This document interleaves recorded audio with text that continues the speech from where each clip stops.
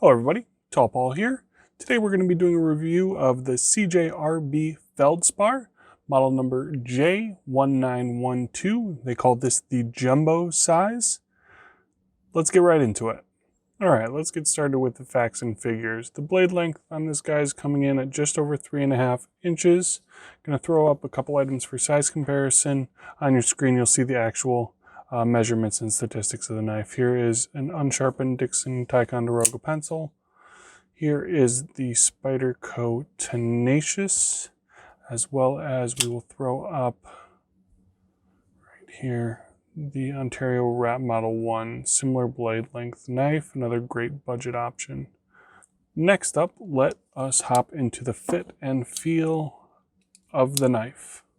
Both Larry and I commented on how well and how comfortable this fit in a hand. The contoured scales, kind of hug in, and no matter, which way you're gripping the knife, whether, you're kind of holding it up here or, gripping it more aggressively, the contoured scales are fantastic. The one thing we both did notice is that this surface is quite smooth, and it did, if we were either sweaty or there was water or moisture on the knife, it did get a little bit slippery. And the one other thing as far as use goes, the actual deploy, which we'll get into a little bit later, for us was a little bit uncomfortable, and there was a couple of reasons for that. All right, so let's talk about what the Feldspar succeeds at. It really succeeds at, feeling the hand, even with extended use, it never really gets uncomfortable in the hand. The blade itself, D2 steel, great blade geometry, fantastic, slicey blade. The size of it really kind of lends well to a larger hand, especially for my dad. He commented that this size for him was, I think something he'd been looking for and something that he achieved with this knife. This was one of the first knives that we were getting into knives that he purchased. So this knife holds a special spot in his heart. The last thing that we have on the successes list is something that leads into the things that it didn't succeed at. The construction of this knife is good. The contoured G10 scales, the D2 blade, with this excellent shape, really fantastic. But the first thing on my list that this knife did not succeed at was the quality control out of the box. This knife took a lot of tinkering to get it to the point it is now. I completely took apart this knife, lubed it, put it back together before we could get the action to work at all, which, for us is not a hard thing because we have the means to be able to completely take apart the knife, lube it with good lube, and, kind of dial it in that way.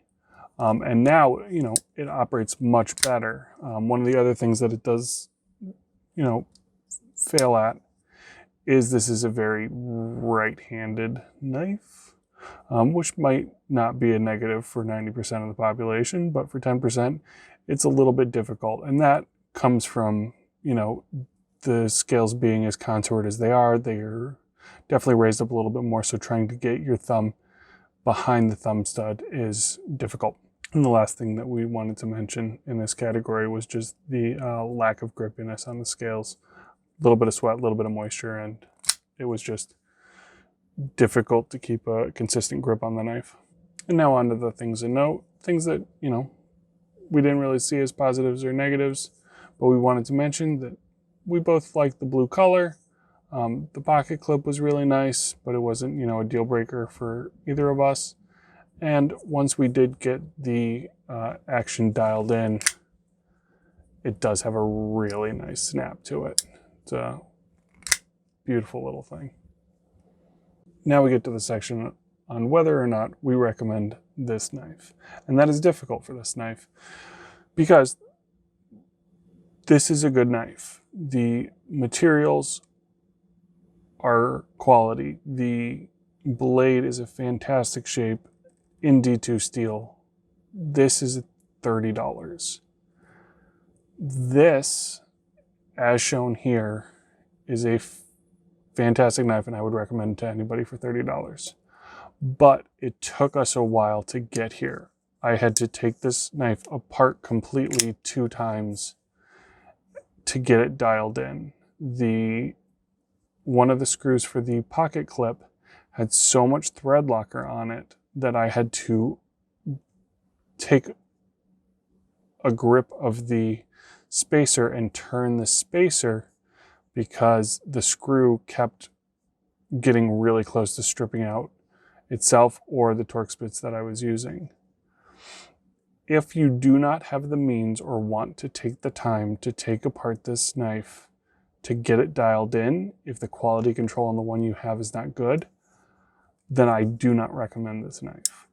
If you want something you can tinker with, throw a little bit of knife pivot lube in there, you know, get the bearings out, spin them around a couple of times, get it all back together, then yes, this is a knife that I can recommend.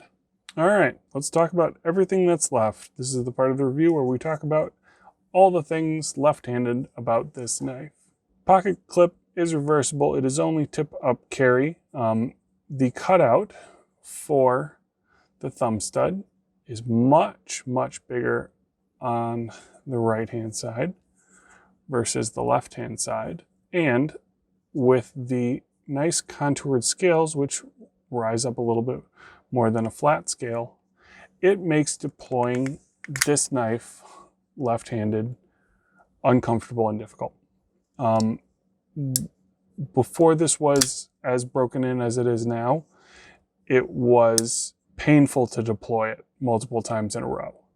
Now, you know, it still is painful to deploy it multiple times in a row, depending on how many you're doing, and it will chew up the tip of your thumb a little bit, especially if you do it a lot. For a right hand, it just glides right open because you can get your thumb right behind that thumb stud and it just glides right open.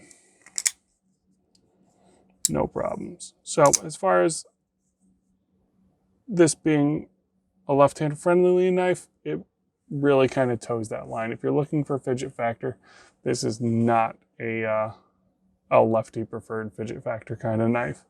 But if you're looking for something you're going to be deploying, you know, once every couple of hours, it probably won't bug you that much, but it definitely it leaves a lot to be desired on the deploy. As far as the lockup, liner lock, normal lockup problems, except this one is very, very, very smooth, I noticed. So if you are doing it and you're pushing out with your thumb like that and then bring it back across, it is the same part of the thumb that's taking a lot of the abuse, which definitely adds insult to injury. And it can be incredibly painful for the tip of your thumb. In conclusion, the CJRB Feldspar has the potential to be a fantastic knife. D2 blade with a great blade shape, contoured G10 scales that fit really well in the hand, but it slips up in a couple of areas. The slickness of the scales leaves something to be desired, and the overall quality control on our knife was just subpar. For $30, there are plenty of $30 knives where the quality control is much better. If they can get that dialed in, this would be a 100% recommend for a right-handed person. For a left-handed individual, this does leave some pause just with the reduced cutout size, as well as the very slick locking mechanism. When we're dragging our finger across it, causes a little additional slippage. So this knife, even if it was completely dialed in, would probably not be something that we would direct people towards at this price range. Thank you very much for joining me today. Be sure to subscribe for more great knife content. We'll see you next time.